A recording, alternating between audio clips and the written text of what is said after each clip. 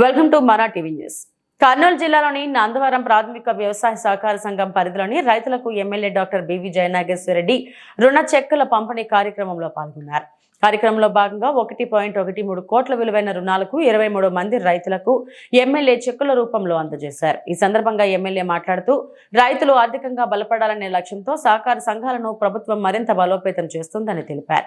ప్రాథమిక వ్యవసాయ సహకార సంఘాలు రైతులకు నమ్మకమైన ఆధారంగా నిలవాలంటే సకాలంలో రుణాల మంజూరు, రుణాల తిరుగుబాటు మెరుగుపడటం అత్యంత అవసరమని సూచించారు.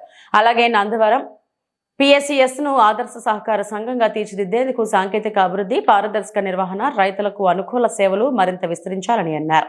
రుణాల సకాలపు తిరుగుబాటుతో సంఘం ఆర్థిక స్థిరత్వం సాధించి రైతులకు మరింత మెరుగైన సేవలు అందించగలదని ఎమ్మెల్యే పేర్కొన్నారు. కార్యక్రమంలో సహకార సంఘం అధ్యక్షులు, డైరెక్టర్లు, అధికారులు, రైతులు, స్థానిక నాయకులు పాల్గొన్నారు.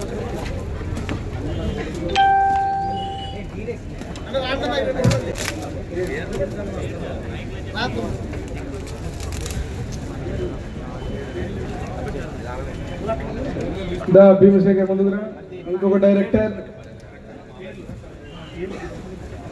పక్కన ఇంకో ముందు ఎవరన్నా మహిళా రైతు ఉన్నారా? భీమన్న ఇబ్రాంపురం లక్ష్మీకాంత్. ఓకే, రైతు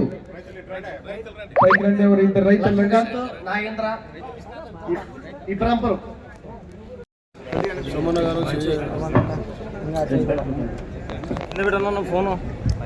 1,25,00,000 కనపడుతుందా చెక్ మీద? 12 లక్షలు. 1,12,70,000.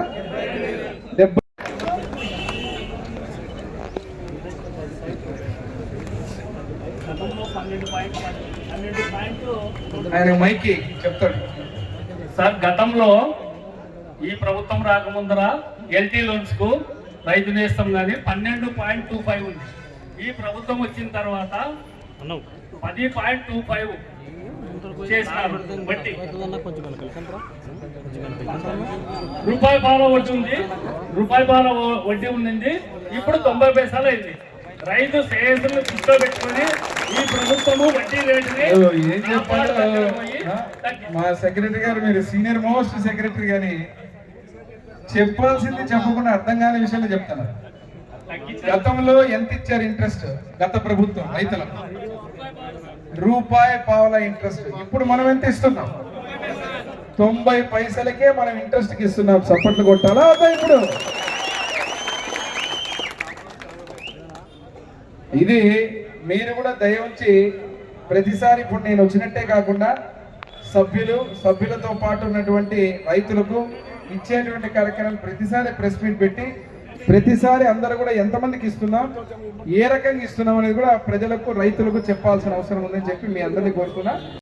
తెలుగుదేశం పార్టీ కార్యకర్తలు, నాయకులు కూడా ఒకటి మర్చిపోకూడదు. ఇక్కడ ఈ PACS అంటే కోఆపరేటివ్ సొసైటీ కాంపౌండ్ వాళ్ళలో మనం అడుగు పెట్టిన తర్వాత ఇప్పటికీ 40 ఏళ్ళు అవుతుంది. ఇంతవరకు మనం ఎప్పుడు, నా తండ్రి బివి మోహన్ రెడ్డి గారు ఉన్న రోజున కూడా ఈ కాంపౌండ్ వల్ల మనం అడుగు పెట్టలేదు. ఈ విషయాన్ని కూడా గుర్తు చేయాలి. ఇప్పుడే చరిత్ర గురించి మాట్లాడినప్పుడు ఈ సొసైటీ యొక్క వివరాలన్నీ నా చేతిలో పెట్టడం జరిగింది. ఈ సొసైటీ కానీ కోఆపరేటివ్ స్టోర్ సొసైటీ ఏదైతే ఉన్నాయో, PACSలు ఉన్నాయో, ఇవన్నీ కూడా రైతు సంక్షేమం కోసం ప్రభుత్వం పెట్టినటువంటి సొసైటీ. మరి ఈ నందవరం మండలానికి వచ్చినప్పుడు, ఈ నందవరం గ్రామంలో మన హెడ్ క్వార్టర్లో ఉన్నటువంటి ఈ కార్యక్రమంలో దాదాపుగా వివరాలు చూసినప్పుడు మీరు చూస్తే సొసైటీ పేరు నందవరం వ్యవసాయ సహకార సంఘం అయితే దాదాపుగా 24 గ్రామాలు దీని పరిధిలోకి వచ్చేటువంటి పరిస్థితి. ఈ యొక్క నేను 24 గ్రామాలను ఎందుకు గుర్తు చేస్తున్నా మీ అందరికంటే, ప్రతి ఊరితోటి, ప్రతి ఊరిలో ఉన్న రైతుతోటి ఇక్కడ అనుబంధం ఉన్నటువంటి సొసైటీ. గ్రామ స్థాయిలో అత్యధికంగా ఏ రంగమైనా ఉందంటే అది వ్యవసాయ రంగం, రైతులు. ఇక్కడికి వచ్చినప్పుడు రైతు సోదరులందరూ బాగా ఉండి రైతుల సంక్షేమం బాగా ఉంటే ఏ ప్రభుత్వమైనా కూడా చల్లగా ఉంటుంది. మరి ఇక్కడికి వచ్చినప్పుడు ఈరోజు ముఖ్యంగా గతంలో ఎలక్షన్ల ముందు నందవరంలో ప్రచారంలో నేను కొన్ని విషయాలు చెప్పడం జరిగింది. ఆ నందవరానికి సంబంధించిన ప్రచార విషయాలు ఏదైతే మాటిచ్చామో ఆ మాట ప్రకారంగా ఈరోజు ఏ కార్యక్రమాలు చేయడానికి వచ్చాను, అది కాకుండా ముందుగా ఈ సొసైటీకి సంబంధించిన రైతులకు సంబంధించినటువంటి విషయాలు మాట్లాడిన తర్వాత నందవరం గ్రామంలో ఏం చేయబోతున్నాం ఇప్పుడనే విషయాన్ని కూడా మీకు అన్నీ తెలియజేస్తా. తెలుగుదేశం పార్టీ కార్యకర్తలు నాయకులు కూడా ఒకటి మర్చిపోకూడదు. ఇక్కడ ఈ పిఏసిఎస్ అంటే కోఆపరేటివ్ సొసైటీ కాంపౌండ్ వాళ్ళలో మనం అడుగు పెట్టిన తర్వాత ఇప్పటికీ 40 ఏళ్ళు అవుతాను. ఇంతవరకు మనం ఎప్పుడు నా తండ్రి బివి మోహన్ రెడ్డి గారు ఉన్న రోజున కూడా ఈ కాంపౌండ్ వల్ల మనం అడుగు పెట్టలేదు. ఈ విషయాన్ని కూడా గుర్తు చేయాలి. ఇప్పుడే చరిత్ర గురించి మాట్లాడినప్పుడు ఈ సొసైటీ యొక్క వివరాలన్నీ నా చేతిలో పెట్టడం జరిగింది.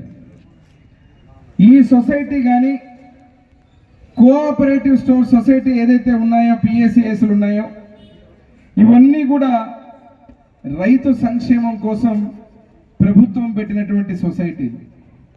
మరి ఈ నందవరం మండలానికి వచ్చినప్పుడు ఈ నందవరం గ్రామంలో మన హెడ్ క్వార్టర్లో ఉన్నటువంటి ఈ కార్యక్రమంలో దాదాపుగా వివరాలు చూసినప్పుడు మీరు చూస్తే నమోదైన రోజు 1921 2/6. సొసైటీ ప్రారంభమైన తేదీ 30/8/1921. సొసైటీ సభ్యుల సంఖ్య 3383 మంది ఉన్నారని చెప్పి సెక్రటరీ గారు నాకు అన్ని వివరాలు నా చేతికి ఇవ్వడం జరిగింది. కానీ ఇక్కడ గమ్మత్తు ఏమంటే సొసైటీ టర్నోవర్ చూస్తే మాత్రం నందవరం సొసైటీ చాలా విచిత్రంగా ఉంది.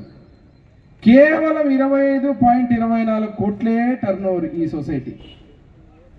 నేను ఎందుకు అడుగుతున్నా, ఎందుకు చెప్తున్నా మీరు అందరూ అర్థం చేసుకోవాల్సింది కూడా ఏమంటే ఇంత చరిత్ర కలిగినటువంటి ఈ యొక్క సొసైటీ, ఇంత పెద్ద మండలం, 24 గ్రామాలకు అధీనంలో ఉన్నటువంటి రైతాంగానికంతా మేలు చేయాల్సిన ఈ సొసైటీ కేవలం 25 కోట్లు మాత్రం ఇప్పటివరకు టర్నోవర్. సెక్రటరీ గారు వాస్తవమా ఇది ఇచ్చింది? మీరు నెంబర్ కరెక్టా?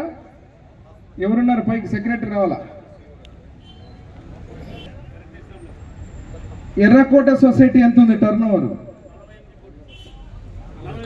ఎమ్మెగనూరు సొసైటీ ఎంత ఉంది టర్నోవర్? ఇక్కడ ఎన్నుంది? 25. ఎర్రకోట సొసైటీకి ఎన్ని గ్రామాలు ఉన్నాయి మీకు తెలుసు కదా, మీరే కదా.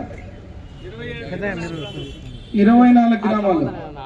నేను ఎందుకు అడుగుతున్న ఈ వివరాలంటే నందవరం గ్రామ నాయకులు, నందవరం మండల నాయకులతో పాటు రైతులు కూడా అర్థం చేసుకోవాల్సింది.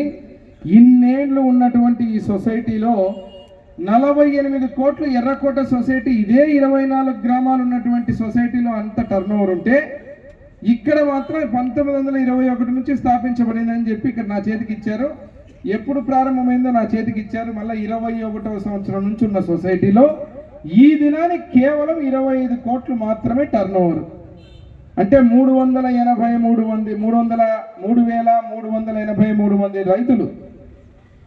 ఎమ్మెగనూరు సొసైటీలో ఎంత టర్నోవర్ అన్నారు? 28 కోట్లు. ఎన్ని గ్రామాలు ఉన్నాయి?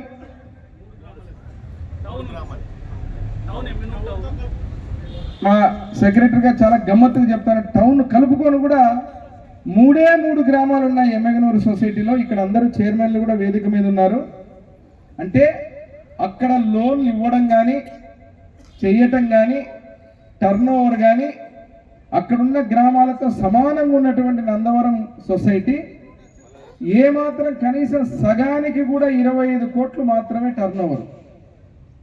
అంటే దాని అర్థం మీరు లోన్లు ఎవరికి ఇచ్చారు, ఈ రోజు వరకు లోన్లు ఎంతమందికి ఇచ్చారు, రైతులకు ఎంతమంది సహాయం చేశారో ఈ నెంబర్ చూస్తేనే అర్థమైపోతుంది.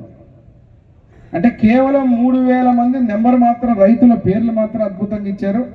ఇక్కడ జరిగింది చూస్తే మాత్రం ఏమీ లేదని. అంటే ఒక 3 గ్రామాలు టౌన్ ఉన్నటువంటి టౌన్లో ఎంతమంది రైతులు ఉంటారు? అదే రకంగా గోనెగండ్ల కూడా ఉన్నారు. ఇక్కడ ఖైరవాడి చైర్మన్ గారు కూడా ఉన్నారు. వారి టర్న్ ఓవర్ ఎంత ఉంది? గోనెగండ్ల ఇక్కడ ఉన్నటువంటి తిమ్మారెడ్డి గారిది కూడా 32 కోట్లు జరిగింది. అది మంచైనా చెడైనా కేవలం 12 గ్రామాలే కైరవాడి. మరి నేను అడుగుతున్న మా పిఎస్సి చైర్మన్ గారిని కూడా దీని మీద పూర్తి దృష్టి పెట్టాలా. నందవరంలో రైతులకు ఎక్కడ కూడా రైతులకు మంచి జరగలేదు. ఇన్నేళ్ల చరిత్రలో మంచి జరుగుంటే 24 గ్రామాల ఎర్రకోటతో పాటు 50 కోట్లు దాటి ఉండాలి. ఆ టర్న్ ఓవర్ జరగకపోవడమే కాక ఇప్పుడే చాలా మంచి అక్షరాలతో, ఇదేదో నాకు అర్థం కాని అక్షరాలతో రాసి ఇచ్చారు కొంత మా సెక్రటరీ గారు. శాతం ఎంత ఉందంటే 40 ఏళ్లలో ఎన్పిఏ శాతం ఎంత ఉంది? వీరు గద్దెనెక్క ముందు ఎన్పిఏ శాతం ఎంత ఉంది?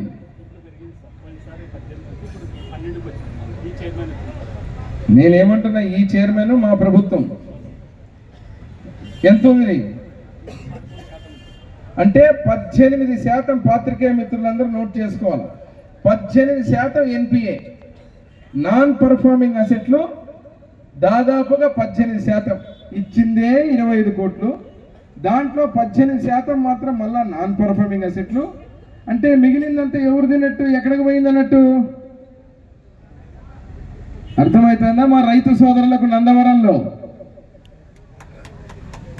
అర్థం కాలే, ఇంకా ఆలోచిస్తున్నారు, ఎంత లెక్కలేస్తున్నారు, ఎంత పోయిందో ఏం సంగతి. నేను ఎందుకు చెప్తున్నా అంటే ఈ వివరాలు గత ప్రభుత్వాల్లో కానీ సొసైటీల విషయంలో రైతు బాగు కోసం ఈరోజు చెక్కులు ఇవ్వడానికి వస్తున్నాం. ఇప్పుడే సెక్రటరీ గారు చెప్తున్నారు వివరాలు. సార్, ఈ చైర్మన్ వచ్చాక, మన ప్రభుత్వం వచ్చాక 18% ఉన్నటువంటి నాన్ పర్ఫార్మింగ్ అసెట్స్ ఏదైతే ఉందో 12%కి ఈరోజు వచ్చింది. మనం గెలిచి ఎన్ని రోజులైంది? 17 నెలలైంది. 17 నెలల్లోనే ఆ పనికి మాలినటువంటి ఎన్పిఏలు ఏదైతే జరిగినాయో వాటన్నిటి కూడా సరిదిద్దుకుంటూ 18% నుంచి 12% మన ప్రభుత్వం వచ్చిందంటే ఆ రైతులకు మేలు చేసి కార్యక్రమాల విషయంలో చప్పట్లు కొట్టాలా వద్దా అడుగుతున్నా మా రైతు సోదరులందరినీ. ఈ విషయంలో ఈరోజు రైతులకు నా చేతుల మీదుగా, మన ప్రభుత్వ పెద్దల చేతుల మీదుగా, మనందరి చేతుల మీదుగా ఇవ్వాలని చెప్పి ఈరోజు ఈ కార్యక్రమానికి పిలిచారు. సొసైటీ యొక్క బలం, ఏ రైతుకైతే మనం ఏ ఆలోచనతో రైతులకు మంచి చేయాలని పెట్టించామో ఆ రైతులందరికీ కూడా ఈరోజు ఈ రుణాలు అనేది అందిస్తేనే రైతు బలంగా ఉంటాడు. అందించిన రుణాలతోటి ఆ రైతు బాగుపడిన తర్వాత మళ్ళా సొసైటీకి సక్రమంగా కట్టేటువంటి వ్యవస్థ ఉన్న రోజే సొసైటీ కూడా బలోపేతం అవుతుంది. దానికి ముఖ్య కారకులు ఎవరవుతారంటే సక్రమమైనటువంటి ఎన్పిఏలు లేకుండా నేను చెప్పిన సొసైటీ ఏదైతే ఉందో 18% నుంచి 12%కి వచ్చింది. రేపు మళ్ళా నెక్స్ట్ విడత ఈ మీటింగ్ పెట్టేసరికి 12% నుంచి 8%కి వచ్చేయాలని చెప్పి మా చైర్మన్ గారిని కోరుతున్నా. దీని మీద ఎల్టీ లోన్స్ అంటున్నారు. ఎల్టీ లోన్స్ అంటే లాంగ్ టర్మ్ లోన్స్ అని నాకు తెలుసు. మీరు పైకి వస్తే నాకు అర్థం కావాలని అడగడంలో ఇవన్నీ కొంచెం ఒక చర్చ చేయాలా. ఎల్టీ లోన్స్ అన్నారు, లాంగ్ టర్మ్ లోన్స్ అని. దీంట్లో 1,72,000 అన్నారు. ఏదో 23 మంది రైతులు మనం ఇస్తున్నామని చెప్పి. ఇప్పుడు వరకు లాంగ్ టర్మ్ లోన్స్ తీసుకున్న రైతులు ఎంతమంది సొసైటీలో? వాళ్ళ పేర్లు బయటకు వస్తే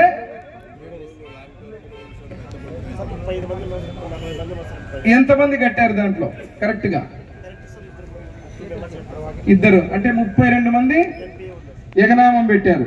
ఆ 32 మంది పేర్లు కూడా ఇస్తే ఒకసారి ఆ నోటీసులు ఇచ్చిన తర్వాత అమౌంట్ ఎంత పోయిందో, ఆ 32 మంది రైతులు ఆ మహానుభావులు ఎవరో ఆ పేర్లు కూడా ఇస్తే నందవరంలో బ్రహ్మాండంగా అందరూ కూడా అర్థమవుతుంది ఎవరు తీసుకున్నారు, ఎంత తీసుకున్నారో, ఆ పెద్ద మనుషులు ఎవరు. ఆ 32 మంది తీసుకొని ఎంత ఇచ్చారు అమౌంట్, ఎంత ఇచ్చారు, హైయెస్ట్ అమౌంట్ ఎంత ఇచ్చారు, ఎప్పుడు ఇచ్చారు?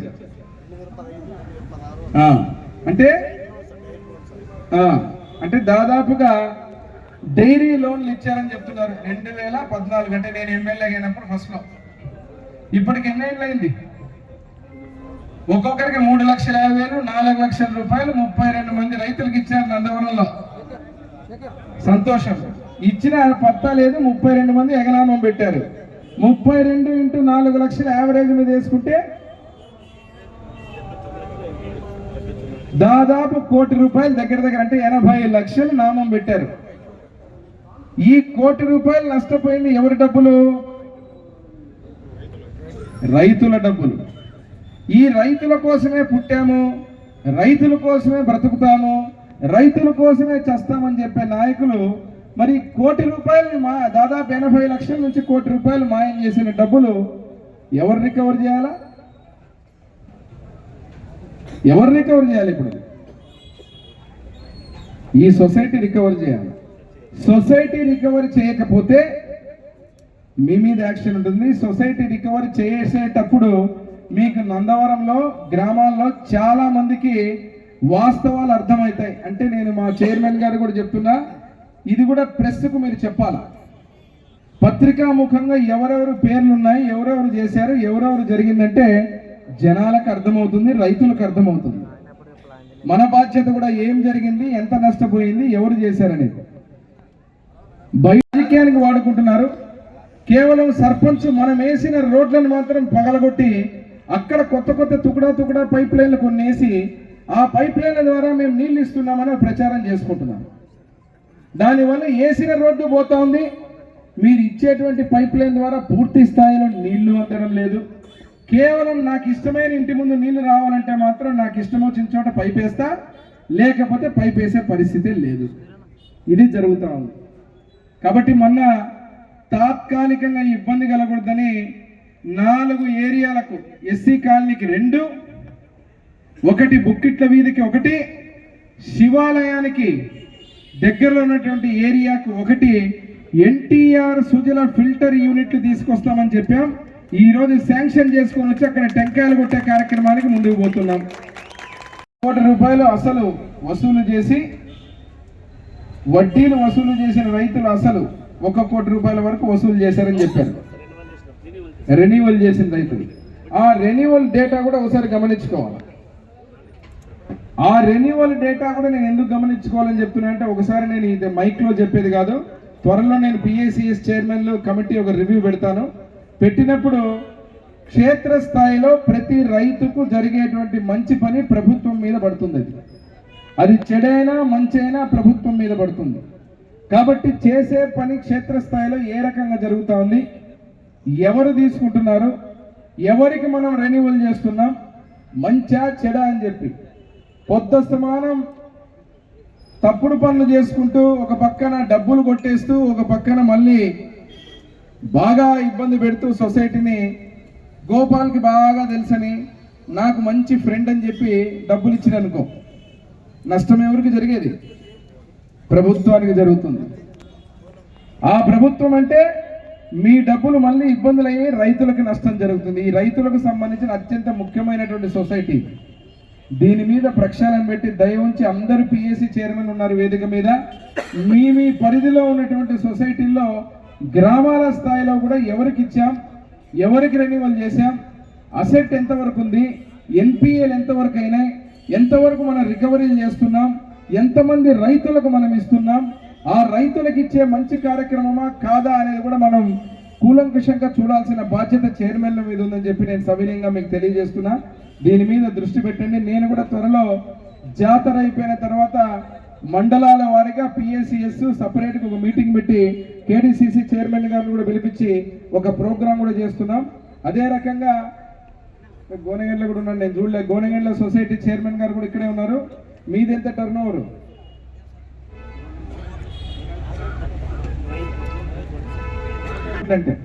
అంటే ఎక్కడెక్కడైతే తక్కువ ఉందో దీని గత వెనకాల చాలా లోతు ఉంటుంది. కాబట్టి దీన్ని కూలంకషంగా మనం రివ్యూ చేయాల్సిన అవసరం ఉందని తెలియజేస్తూ, ఈరోజు రైతులకు సంబంధించినంత వరకు ఎలక్షన్ల ముందు మీకు అందరికీ చెప్పాము, అన్నదాత సుఖీభావ కింద ప్రతి రైతుకి వేస్తామని. వేసిన తర్వాత మళ్ళీ ఇంటికి వచ్చి మళ్ళీ గుర్తు చేస్తున్నాం. అదే రకంగా ప్రతి ఇంటికి వచ్చినప్పుడు మన పార్టీ నాయకులు కార్యకర్తలు కూడా పోయి ఆ ఇంటికి పోయి మీకు పడిందని చెబుతూ, నేను మొన్న గ్రామానికి పోయా. ఒక గ్రామానికి పోయినప్పుడు అక్కడ చెప్తున్నారు నాకు పడలేదని.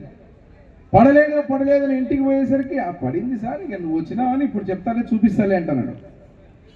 అంటే బయట పడింది కూడా ప్రచారం చేసుకోవాల్సిన బాధ్యత మన మీద ఉంది.